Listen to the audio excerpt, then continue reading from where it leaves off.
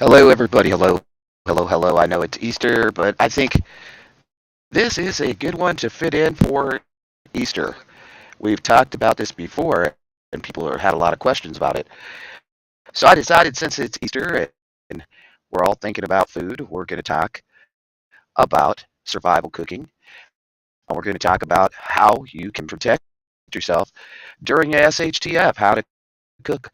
And it's really important because I'll tell you what, folks, nice to see you.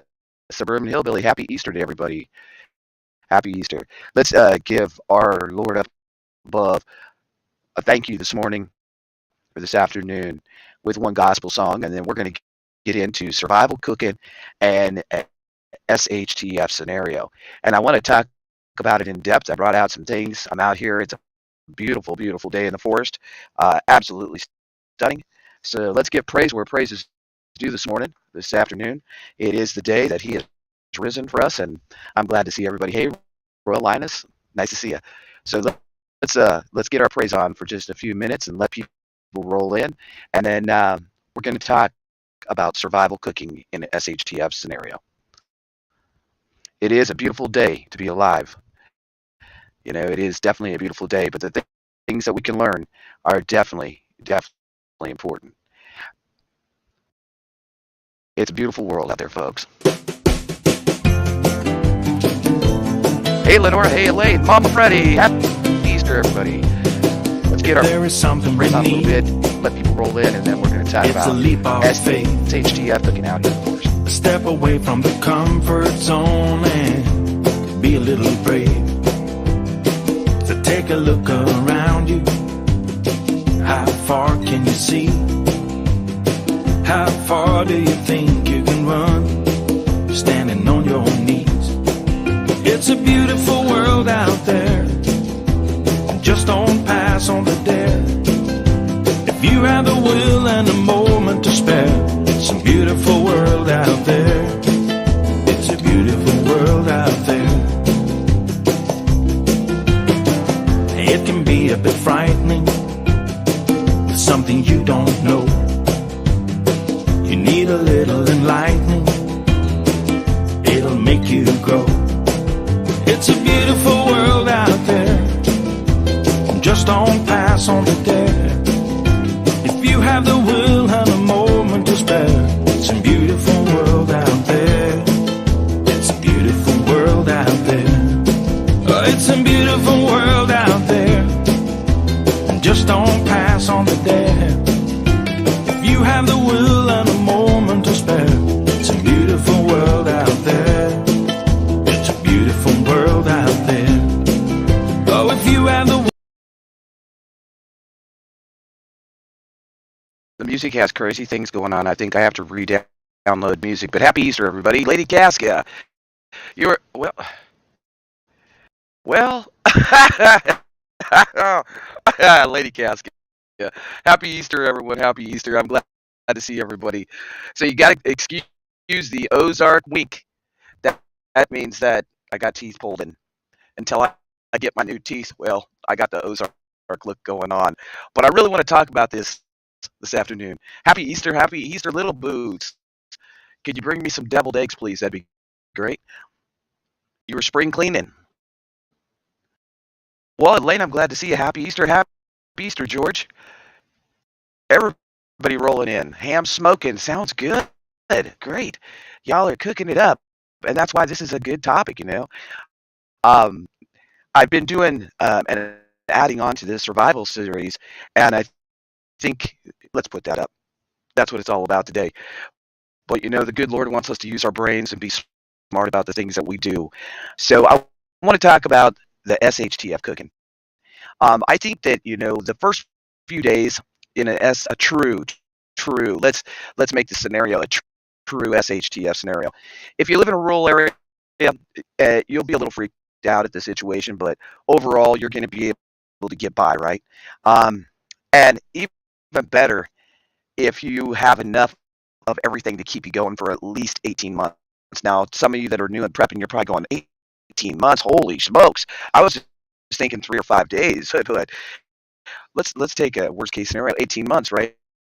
Well, if you have a garden, that'll be hard your baby chicks will be producing eggs. Then you'll have meat birds. So everything will be okay, or maybe so you think. Now, let's say it's the same SHTF scenario, and you live in a more suburban type area, not the city, but the burbs, right? You too have been prepping, and you have a close knit neighborhood. Your children all attend the same school, and y'all are happy go lucky, but you don't want your neighbors to think you're a complete nut job. So you don't show them everything that you've been stockpiling right in your home. And honestly, I lost all my preps because Betsy, she is a wild and crazy driver. And yep, she hit me in a boat and capsized me, and I lost everything. That's why I really think it's important to talk about food. But so, say you live in a city, a big city, right? Your apartment's small, you've been stocking up as much as you can, you've been finding really creative ways to put your preps everywhere and anywhere that you possibly can because you know that you only have a little tiny patio and you're kind of a skilled gardener, but contained gardening is a little different project. You don't get as much, you don't get a harvest as much. And honestly, folks, if you think that you're going to live just off your garden, well, you probably got another thing coming. In each of those scenarios, people are pretty well prepared. They got necessary supplies to get through, right? An SHTF scenario, or they think. But the big thing is cooking without detection. How many times, how many people in the chat have thought about when I start cooking? The smell is going to bring everybody to the neighborhood because I'll tell you what, when you're hungry, everything is going to smell yummy, yummy, tasty, tasty, right? How many of you in the chat have thought about this? Like, how am I going to divert the smell? How am I going to make sure that people don't just come and say, well, we know you're cooking because I smelt it from a mile away? And think about it. Oh, Lady Cask is such a true fact. Bacon smells so good, especially in a piece of cast iron. Or what about a chicken leg? Oh, yeah. So if you're cooking, right, on your backyard grill, you know the kind. You'll be out in your backyard, you'll be cooking in the backyard in the grill, and all of a sudden that nosy Mrs. Mertz sticks her head over and she said, wow, what are y'all cooking over there? It smells so good. See, everybody's going to tune in on their sense of smell when they don't have any food. And I'm not saying don't help people because y'all know how I feel about that. Hey, Stephanie, happy Easter. The thing is that I'm always going to lend a helping hand if I can, but we have to look at those scenarios on a one-to-one basis, on a case-by-case basis, and it can be really difficult to make that decision, right? But I think that we have to think about some things. One thing that I want to talk about is how do you divert the smell? Well, one of them is good old aluminum foil. Aluminum foil, just like when you're cooking a ham or a roast or whatever, or a turkey, how we put the little tent across it, that's going to divert smell. And especially if you're having to cook outdoors, that's going to help divert the smell. Also, y'all know those bags that you can get for like ham and turkey and things like that you can put it in a bag. That would work. But if you don't have a bag, I'll tell you what, I get creative because I always have heavy, heavy duty commercial bags. So you could actually put it inside of the bag. You could also dig a hole so that it's down underneath the ground, then put the bag across it like a tent, like a greenhouse effect. Poke just a few holes so that this smell doesn't just go out to everybody. So that's something I think there's a lot of ways you could be creative, but these are two main ways that I think would be really, really important. And all your freeze dried food, your freeze dried food, all you got to do is add water. And I'll tell you one thing that I think will get a lot of people in trouble that they don't think about. And I don't know about y'all, but I love it. It is those spices. You, you know as well as I do. You add some spices to your cooking, and everybody in the house at Thanksgiving, at Easter, at Christmas is saying, whoa, what are you cooking? It smells so good. So you may want to leave out the spices, right? And cook inside, like add your spices on after you cook it. I know. Not the way most of us are used to doing it, but in a real true SHTF scenario, it may be something good to think about. But this is the other big thing is the time that you're cooking. See, people in the United States, especially, we're used to breakfast at a certain time, lunch. Most people take lunch between 11 and 1, dinner between 5 and 7, right? So if you're cooking during those times, what's going to happen? Everybody's going to smell it. So you may want to learn to cook incognito. Incognito. Because so you may want to cook at odd times. You may want to cook at times in the evening when everyone's sleeping, right? People sleep, and that would be a great time to cook. I think that the cooking in bags and foil is going to be a huge, huge help because whatever you wrap up, especially if you wrap it in several layers of aluminum foil, it's going to help trap the smell. Now, it's not going to make it invisible, but it's going to help trap it.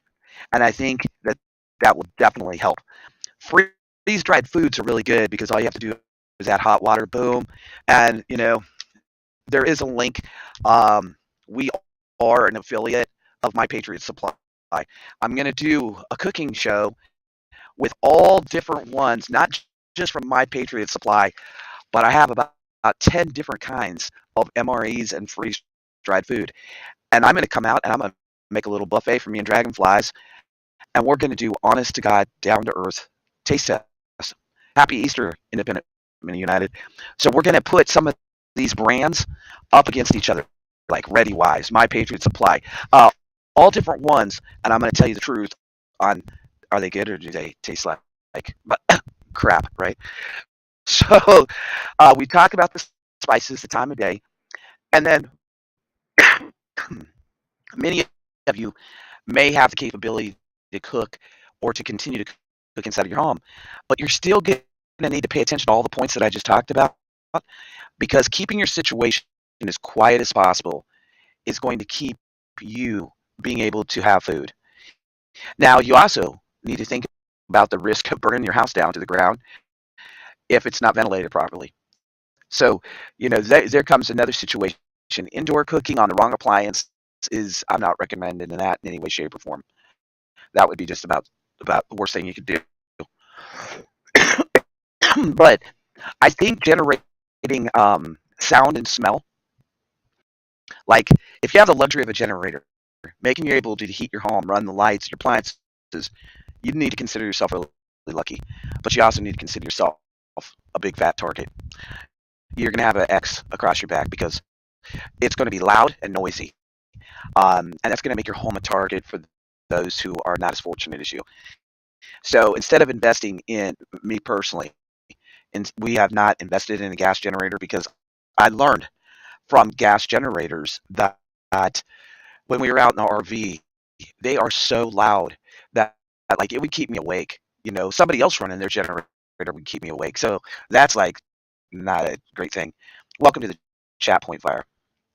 Um, th- there's a lot of things that you can do, but I think generating sound and smell together that you're setting yourself up to not be too great. You might invest in a solar generator, and I have been looking at them. We are going to pull the trigger on not okay YouTube. I didn't say trigger. Oh god, I'm going to pull the up so we can get a solar generator. I got to be careful on YouTube. They think everything I say is something that needs to be concerned about. Oh boy, solar generators are really quiet. Um, you'd still be you should be able to hide or camouflage it too. If you live in an environment that gets a lot of sunny days, buy the solar generator. Even if it's a small one, you can buy the Jackery or whatever because you charge it, plug in a hot plate and cook up a can of stew or chili, make you some mac and cheese, cook you some chicken, whatever it may be. Then you can do it at night. I really think after reading all this and going kind of in depth, I think that it's really important to think about how you're going to cook, especially if it all falls apart. Because the first day or two, people are going to have food. We're going to hope they have food. I want everybody to prep. I want everybody to prepare because the more people that prepare, the less likely your neighborhood, your community is going to have big issues.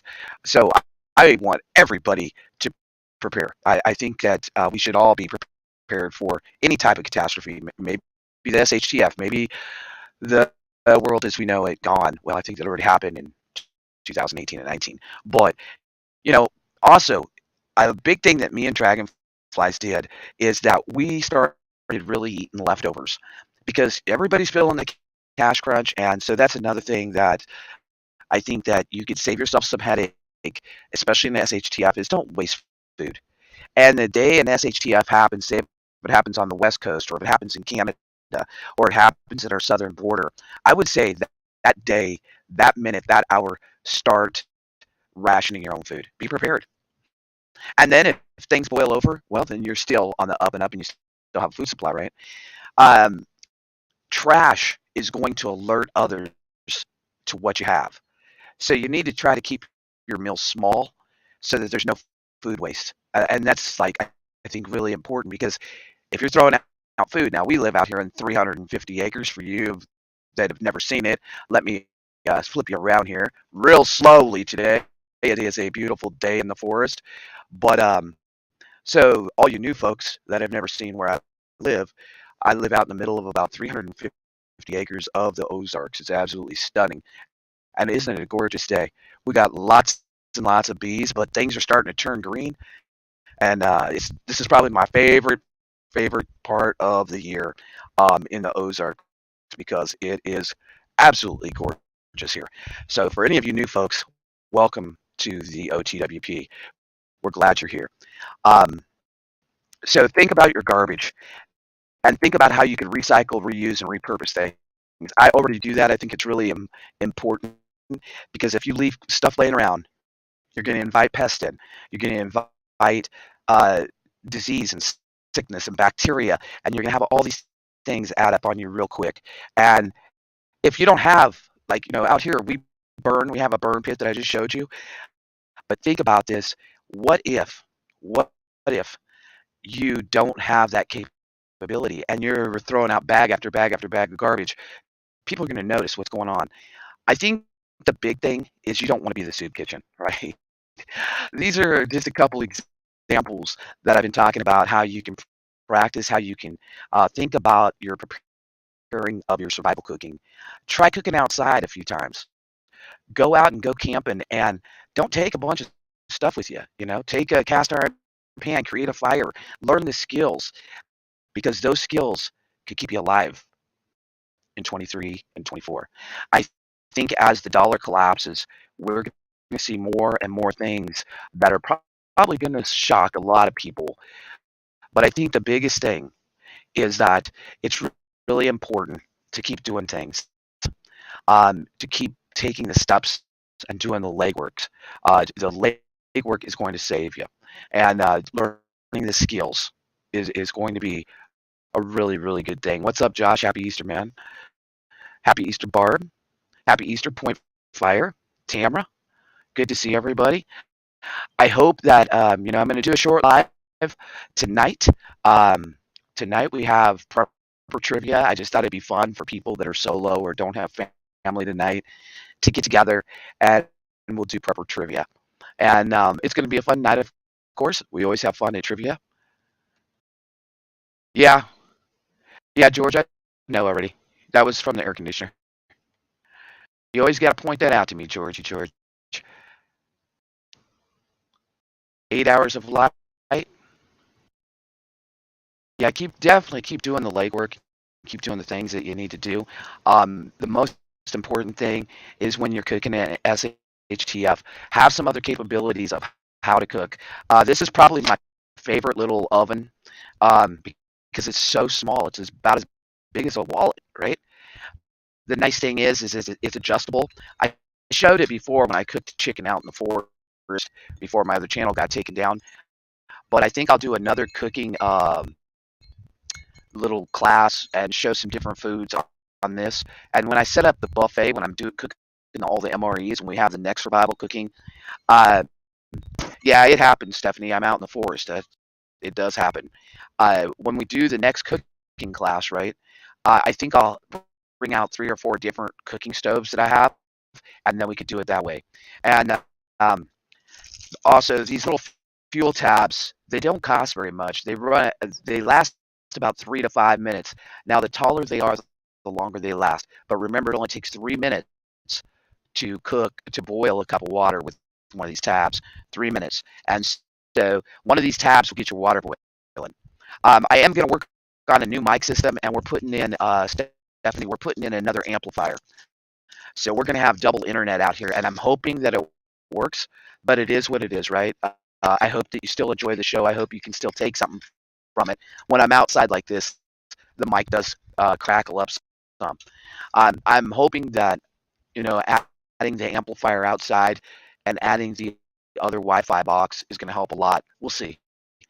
I hope that you all can bear through it when it is rough out here, when we're doing shows and the internet's acting kinky. But I'm glad to see everybody. I'm not going to stay on all long today because we're going to have a live tonight.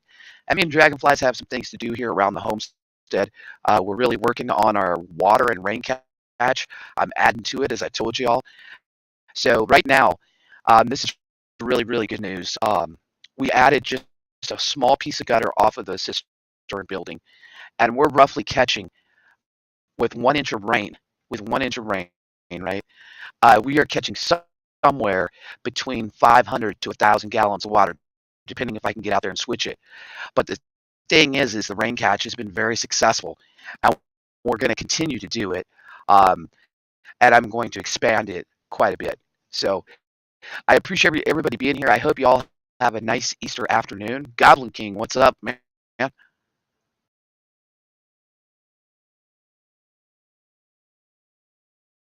We'll definitely check him out. Goblin King, nice to see you. But definitely keep doing the things that you need to do to be successful and to prepare yourself for the meltdown of the American dollar, because I think it's coming. And I think when it happens, as we see violence and crime happening, right? Yes, there is already one video on the rain catch. It's very primitive, but it works very well. And it's really literally a piece of gutter coming off the building. I'll see. I'll post the video back on the community page. If it's not there, I'll do another one. Some of the videos, Stephanie, got let. They got destroyed at Off the Wall Prepper when they took my channel down, my other channel. So as we regrow this channel, I've been finding videos. I've been putting them back out. I just recently put out one of the fire videos, and I think that that was a really good fire video to really get people thinking about preparedness. You're welcome. But we have more gutters coming in. I'm going to actually do the other building, the whole system, and I'm going to show you from the beginning to the end on that one as well. I think that as we see the United States starting to collapse, right? I think that each one of us, everybody's on this different preparedness journey, and that's what I'll call it. It's a journey. We're not all in the same boat. We're not all in the same environments. We're not all in the same states. And each one of our circumstances are different. Our families may be different. You may be solo. You may be with somebody disabled. But you have to really make the plan and take those into accountability for your situation. I think it's really, really important. Yeah, I know Autumn lost hers too. It's been crazy, Stephanie. I mean, I worked very hard for that channel, and I don't to this day really get what happened. I've talked to YouTube a few times, and they don't even have an answer. I told them to apply their own rules to themselves, and they didn't like that. But their rule is if it's 90 days, then it doesn't count. Well, the video that they struck me on that took my channel down was 11 months old, and the other crazy thing is it was monetized. But the past is the past, and this channel is going to be better. I have more content. I mean, I'm just going to keep striving to be the best I can be, because I want all of us to be prepared. And most of all, this being the Lord's Day, prepare your spiritual house, folks, because the time is near. God is going to come for us. He's going to come with a mighty vengeance. And we may see things, we may live through things, and we may go ahead and ride on the back of the blue Harley, as I say, with the good Lord. But when my day comes, I'm going to stand and I'm going to hold the line for all of our disabled and our elderly. And I think each and every one of us need to do that.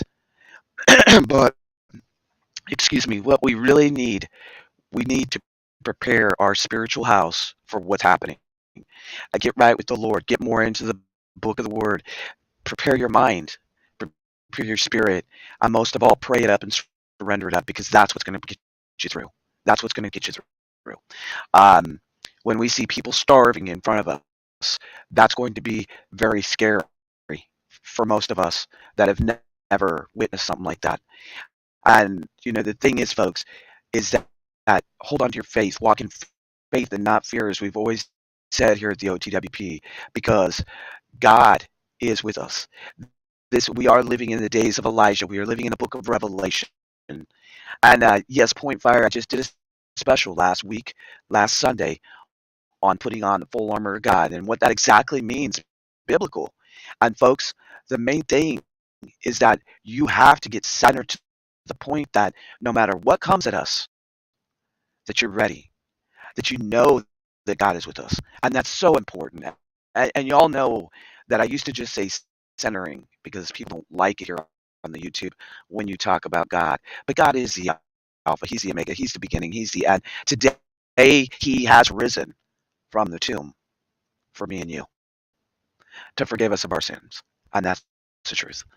I'm going to jump off here. I'm going to play one song on the way out. God bless you all from here in the Ozarks to wherever you're at in this big happy world. Make today count. Do the dang thing. Enjoy the day with your family. Praise it up. And thank God for another Easter. Thank God for another day. And I'll see y'all tonight, my friends. I hope, if you're alone tonight, come by and play trivia. I think I have it set up for 7 o'clock. It's already set up on the channel.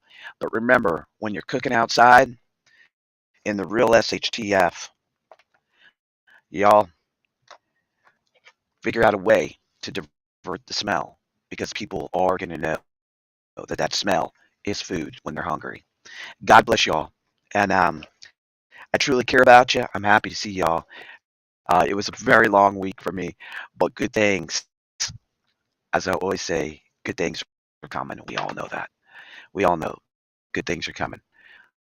Hold on 1 minute, because this music is sounding kind of strange, so I'm going to try to play it differently here. See if we can get it. There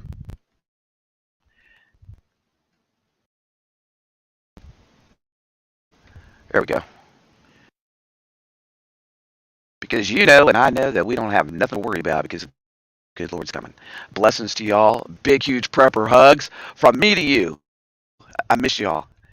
And one Ozark wink just for you.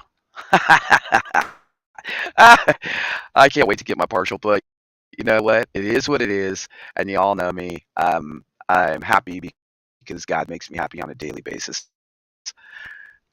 We ain't got nothing to worry about because He's coming.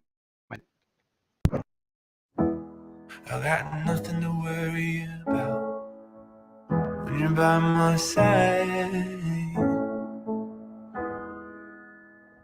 I got nothing to worry about when you're by my side.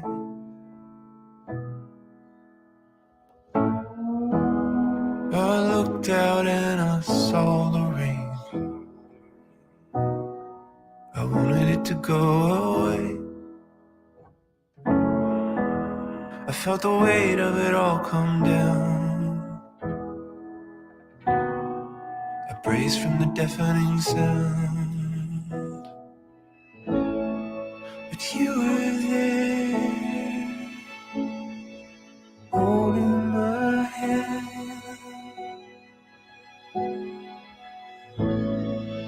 You were there, holding my hand.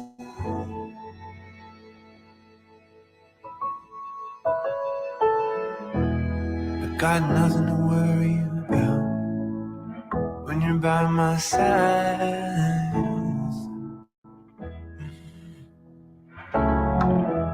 I got nothing to worry about when you're by my side.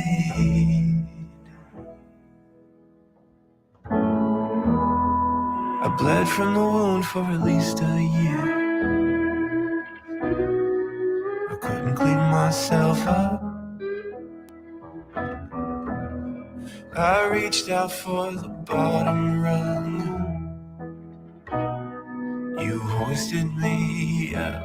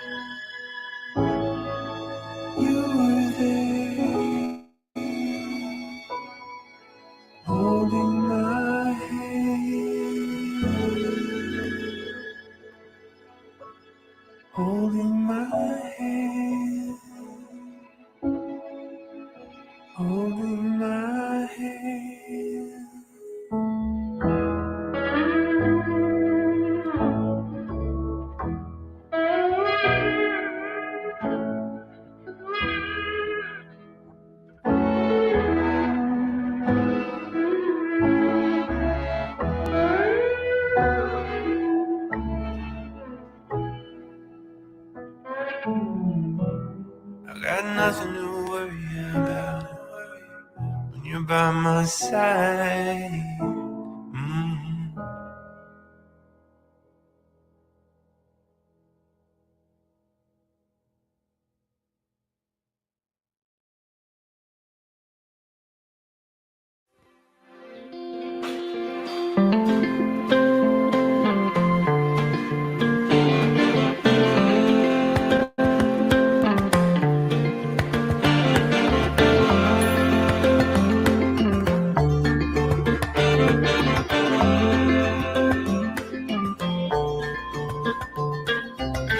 When I'm walking on the breeze, I got no enemies. I just do what I please.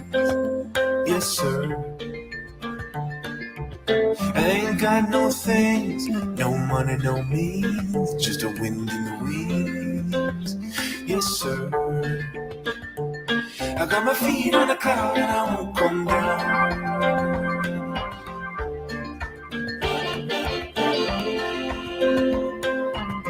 No, I won't come down.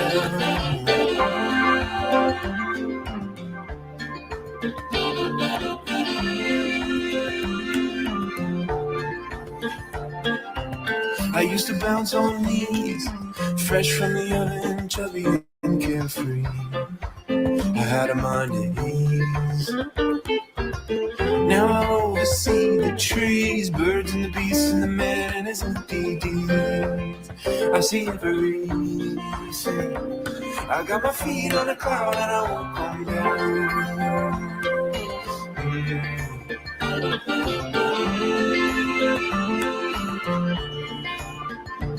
I saw the eyes of the maker, heard a rushing sound, caught up in the wheel going round and round, spun like gold from the shining ground.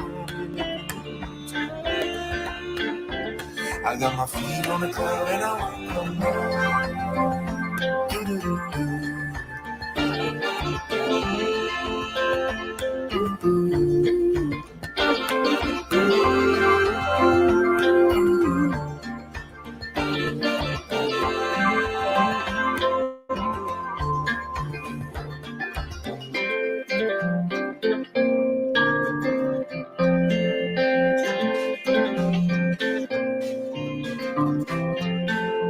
No one knows when the bell's gonna ring. No one knows much of anything. But when the feast starts, what will it bring? 'Cause no one knows when the bell's gonna